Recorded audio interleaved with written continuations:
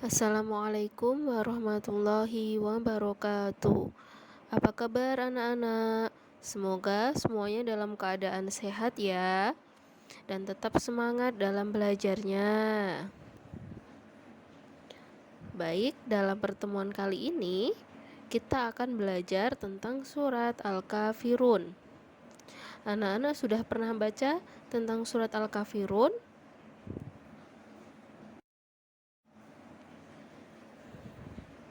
Nah, sebelum kita mempelajari surat Al-Kafirun, kita baca dulu ya surat Al-Kafirun beserta artinya.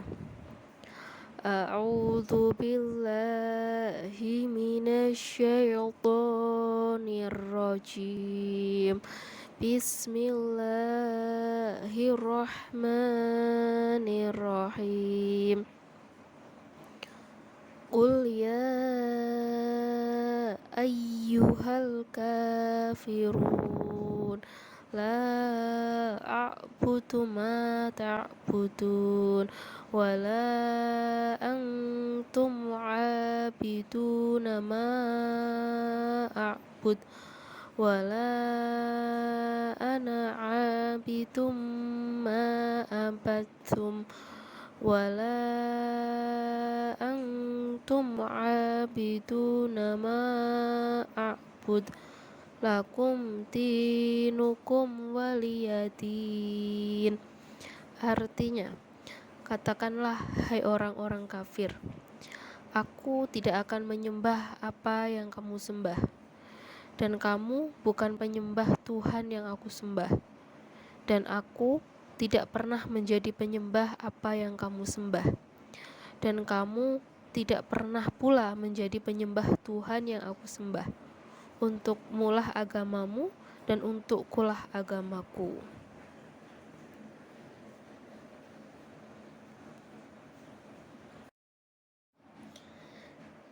Oke anak-anak, setelah tadi membaca surat Al-Kafirun, kira-kira anak-anak sudah tahu belum surat Al-Kafirun itu tentang apa? Oke, kalau belum tahu, mari kita mempelajari tentang surat Al-Kafirun. Pertama, mengenal surat Al-Kafirun. Surat Al-Kafirun terdiri dari 6 ayat. Surat Al-Kafirun merupakan surat ke-109 dalam Al-Quran.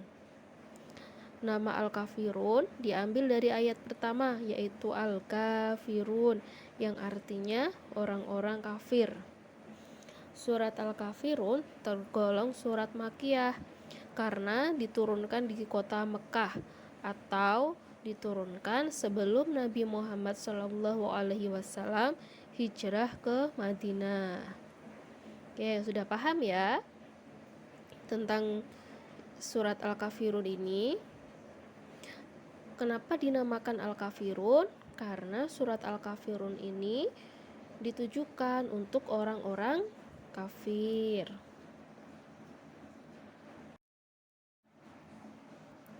Nah, kemudian kita belajar tentang isi kandungan surat Al-Kafirun.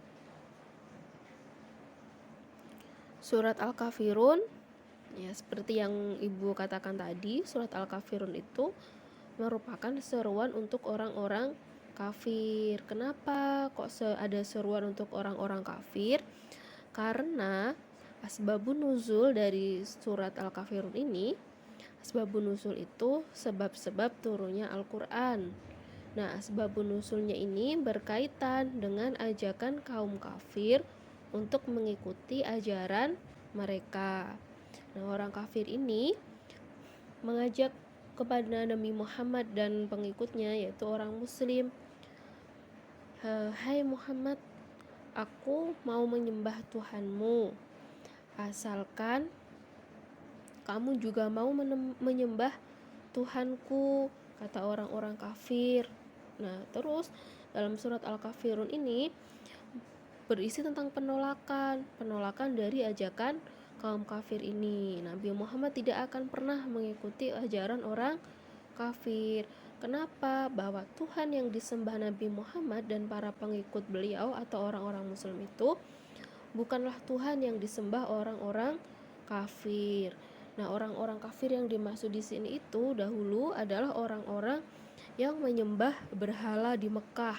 Ada berhala Lata, Uzza, Mana, seperti itu ya. Berhalanya tuh banyak banget dulu di Mekah. Jadi banyak orang-orang kafir yang menyembah berhala. Jadi mereka orang-orang kafir itu mengajak Nabi Muhammad untuk menyembah Tuhan mereka. Tujuannya adalah untuk menghalangi dakwah Nabi Muhammad, seperti itu. Namun usaha orang-orang kafir untuk melarang dakwah beliau tidak akan pernah berhasil.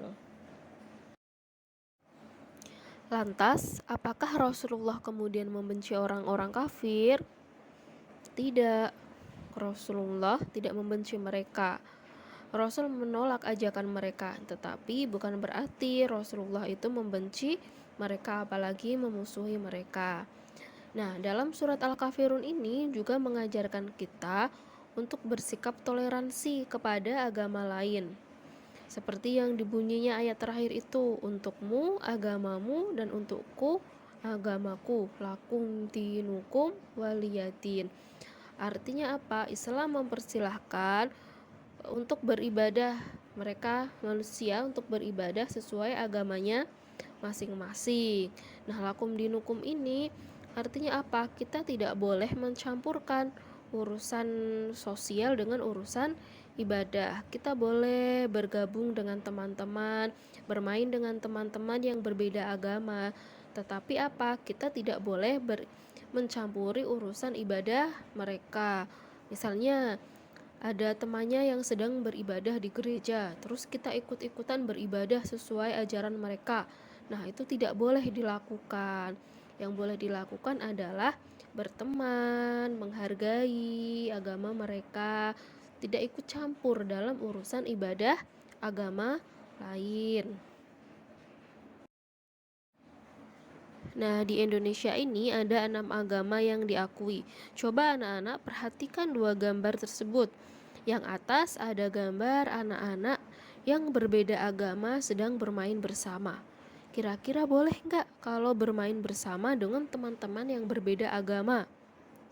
Boleh.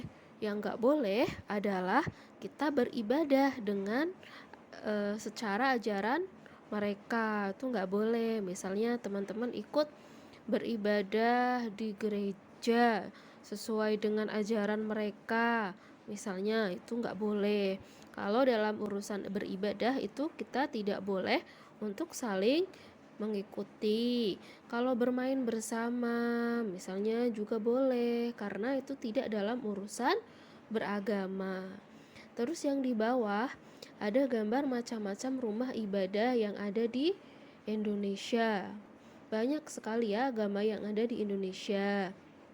Gak apa teman-teman, sebagai orang muslim harus mau mengajarkan sikap toleransi, mengamalkan sikap toleransi kepada umat agama lain. Tidak boleh memaksakan mereka atau membenci mereka, bahkan memusuhi teman-teman yang berbeda agama. Oke, baik. Sekarang tugasnya teman-teman adalah ini, yang ada di bawah ini. Di Indonesia ada banyak agama, ada Islam, Hindu, Buddha, Kristen, Katolik, dan Konghucu. Terhadap sesama pemeluk agama itu harus saling menghormati. Apa sebabnya? Nah, nanti teman-teman bisa menjawab pertanyaan di atas, ditulis di kertas atau di buku ya, kemudian dikirim jawabannya melalui WhatsApp Budiana.